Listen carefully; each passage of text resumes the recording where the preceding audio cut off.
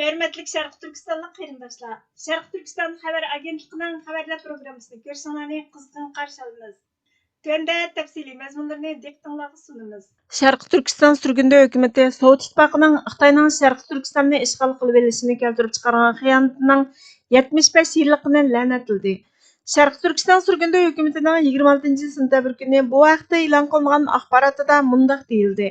Şərqi Türkistan sürgünde hökuməti Xitayның Şərqi Türkistanны işğal qılıb elişigə qulaylıq yaratqan Sovet İttifaqının xıyanətining 75 illigini qattiq la'natlaydi. Şərqi Türkistanның yadroluk rəhbərlik qatlamının qəsləb öldürülüşünü keltirib çıxarğan bu xiyanətçilik hərəkəti dövlətni Xitay kommunistlərinin təcavüzüge istirib qoydu.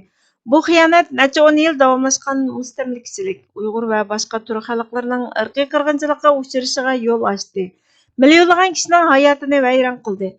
Sovet İttifaqı 26 avgust günü Şərqi Türkistan Cumhuriyeti rəhbərlərinə suiqasd qilmoqchi bo'lib, aeroplan vaqasını planlagandan keyin 9 ayda Şərqi Türkistan Cumhuriyeti'nin 30 nəfər yuqarı dərəcəlik siyasi və hərbi rəhbərini öldürdü. Bu suiqasd hərəkətlər Şərqi Türkistanның rəhbərlik və müdafiə iqtidarını palach halga düşürüb qoydu. 1949 yılı 10 ayının 12 günü Sovet İttifaqının qo'llashi bilan yangidan qurilgan Xitoy Kompartiyasining boshqarishidagi Xitoy Xalq Cumhuriyeti Şərqi Türkistanға qurolliq tajovuz qildi.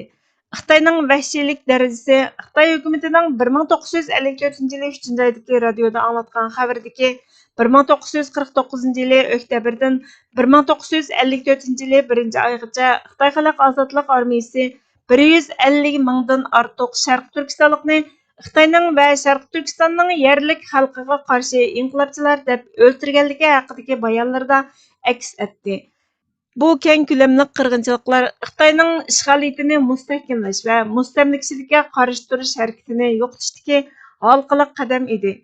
Necha 10 yildan keyin e'lon qilingan Amerika Markaziy axborot idorasining doklati Sovet İttifaqının Şərqi Türkistanға xiyonat qilganligini texmo isbotladi. Dokladga qaraganda Xitoy kommunistlari o'zlarining maqsadining Şərqi Türkistanға tajovuz qilish ekanligini bildirganda Şərqi Türkistan Cumhuriyeti rəhbərləri və xalqı müstəqilligini saqlab qilishni qaror qilgan. Sovet İttifaqı Şərqi Türkistanның asosliq rəhbərləri və hərbiy əməldarlarını qaslab öldürüş orqali Xitoyning ichidan tashkillanib qarshiliqsiz tajovuz qilishiga sharoit hozirlab bergan. Şərqi Türkistan sürgünde hökumətinin Cumhur rəisi Doktor Məmtunəli Apandi Sovet İttifaqının bu xiyanətçiligi Şərqi Türkistanni işğal qilib elishga yo'l açıb qalmay, xalqimizning halok bo'lishiga yo'l açdı. 75 yildan keyingi bugungi kunda dunyo bizning dardimizga parvo qilmay turib olmasligi kerak. Biz shehidlarimizni aslaymiz. Mavjudligimiz, izzat hurmatimiz va mustaqilligimizni asliga keltirish kurashimizni davomlashtirib, ularning ro'yini shod qilamiz dedi. Bu 75 yilda Xitoyning vahshiylarcha ishg'oliyati milyonlagan Uyghur, Qozoq, Qirg'iz va boshqa turk xalqlarining irqiy qirg'inchilikqa uchrashiga sababchi bo'ldi. Bu keng ko'lamda qo'lga elish, majburiy emgakka selish, tug'mas qilib etish va Şərqi Türkistanning kulturi, madaniyati, tili va kimligini sistemlik yo'qotish qatorliqlarni o'z ichiga oladi. Oilalar parchalanib ketdi, madaniyat meroslari vayron qilindi. 1 milliondan ortiq Uyghur va boshqa Şərqi Türkistan bolalari Uyghur va Türk yetizidan mahrum qilinib, Xitoyning davlat qarmog'idagi yetim bolalar va yotoqliq maktablarda mingisi yuyulmoqda. Şərqi Türkistan sürgünde hökumətinin tashqi ishlar va bexatarlik ministri Salih Xudoyor Xitoyning Şərqi Türkistanға tajovuz qilishi va mustamlaka qilib elishi vahshiyligi irqiy qirg'inchilik deb e'tirof qilingan 21 asrdagi eng cho'ng insoniy fojia. Xalqaro jamiyat Şərqi Türkistonni ishg'ol qilingan davlat deb tunib, Xitoyni ishg'ol qilib elish, irqiy qirg'inchilik va insoniyatga qarshi turish jinoyati ishlashda qilmishlardan javobgarlikqa tortish kerak dedi. Şərqi Türkistan sürgünde hökuməti xalqaro jamiyatni ciddi tədbir qo'llanishga chaqirdi. Xitoyning 1949 yılı 10 ayının 12 günü Şərqi Türkistanға qurolliq tajovuzchilikni ayıplang. Şərqi Türkistan xalqining chet el ishg'oliyatiga qarshi turish va mustaqilligini asliga keltirishdagi qonunliq huquqini e'tirof qiling. Şərqi Türkistonni ishg'ol qilingan davlat deb e'tirof qiling. Xitoyning mustamlikasi va ishg'oliyatining Uyghur, Qozoq, Qirg'iz va boshqa turk xalqlariga qaratilgan irqiy qirg'inchilikning tub sababi ekanligini tunib yeting. Undan boshqa Birlashgan Davlatlar Tashkiloti Umumiy Majlisining xalqning o'z taqdirini o'zi belgilash huquqi va mustamlika qilingan davlatlarga tezlikda mustaqillik huquqi berishni qaror qilgan 1973 yili 10 oyning 30 kunidagi 3070 nomerli qarorga asosan xalqaro jamiyat, xalqaro sud mahkamasi va xalqaro jinoiy ishlar sudi qatorliq xalqaro qonuniy organlar orqali Xitoy va uning katibashlarining irqiy qirg'inchilik va insoniyatga qarshi jinoyatini surishtirib jazolash kerak. Sharq Turkiston xalqining chet elning hukmronligiga qarshi turish uchun Birleşken Devletler Teşkilatı'nın qaroriga asosan mavjud barliq amallarni qo'llanib, ozodlikqa erishish ko'rishining qonuniyligini e'tirof qiling. Har kuni millionlagan Uyg'ur va boshqa turk xalqi Xitoyning ishg'oliyati ostida tasavvur qilg'isiz dahshatli zulmlarni boshdan kechirmoqda. Millionlagan Uyg'ur va boshqa turk xalqi turmaga tashlangan va qiyin qistoqqa ilingan, tug'mas qilib etish, majburiy emgakka selishga uchragan. 21. asrdagi bu irqiy qirg'inchilik davom qilayotganda dunyo sukut qilib tura olmasligi lozim. Sharq Turkiston surgunda hukumatlarni, xalqaro tashkilotlarni va fuqarolar jamiyati qatorliq jamiyatlarni Sharq Turkiston xalqi bilan ittifoqlashishga chaqirdi. Bizda milliy inqilob boshlangandan buyon ajoyib ahvollar, g'aroyib insonlar ko'rildi. Shundoq kishilarni ko'rdikki, og'zida islom, ammo ko'nglida tilla yambu o'ch adovat, mansab va obro'ydan boshqa narsa yo'q.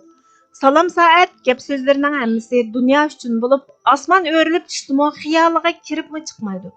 Qarg'udak bo'lsang, dunyo ko'zlashni, lay suvda biliq tutishni kasb qilib olgan. Bir butun mamlakatning hayot mamot masalasi bilan chatqi yo'q. Shundoq qilib, bularning ko'plari xaroblashib, umumiy millatni mushkullikda qo'yishdi. Ular mamlakatning ozodligidan iborat dunyodagi eng muhim masalani hal qilish ustida turayotgan bir millatga xizmat qilmasa, o'zining shum g'arazlarini aralashtirib olib yursa, umumning milliy manfaatini qandoqmi kapolatga ega qilg'ili bo'ladi. Nafsoniy orzu havasi va maqsadlari uchun nupuzliqlarga yaqin turishga qiziqayotgan noahlilardan, millati uchun zarrachilik dardlanmaydigan his tuyg'udan mahrumlardan umumiy mamlakatga qanchalik foyda kelmoqchi edi.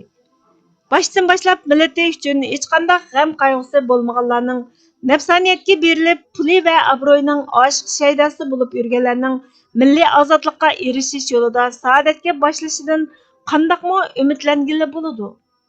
Millatga, jamoat ishlariga tayyor bo'lolmagan zo'qsiz, har vaqt o'zining yoshirin g'araz va orzu-havaslari yo'lida harakat qiladigan va shu yo'llarga xizmat qilishni hamisha birinchi o'ringa qo'yadiganlardan qo'lida kuchi va qurol yarog'i borlarga xushomad qilib, har turli razil usullarga tayinib, yaqinchilik bildirishni, do'stlikni ko'rsatgan bo'lib, timsiqlab o'tishni xohlaydiganlardan ulug'vor g'oyalarga xizmat qilishni qandoqmi kutib bo'lg'ili bo'ladi. Xulosa shuki, har ishning o'z ahli, har mashqning o'z oshiqi bo'ladi. Bizlar milliy mustaqillik yo'lida mumkin qadar milliy tuyg'uga ega qavmning va vatanning dard g'oyasini sharaf biladiganlar bilan millatining moddiy va ma'naviy manfaatlarini o'z ishining oldiga qo'yib turib qilishni biladigan fidokor dardmanlar, g'oyadoshlar bilan birlikda ish qilib berishimiz lozim. Manba Erkin Turkiston gazeti 20 son 1934 yili 25 yanvar Kashgar. Uyg'urchaga ag'dirg'uchi Burhan Muhammad.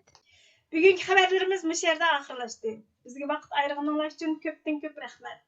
Kelar qatimki programmamizda ko'rishguncha Allohga omonat bo'lgaysizlar.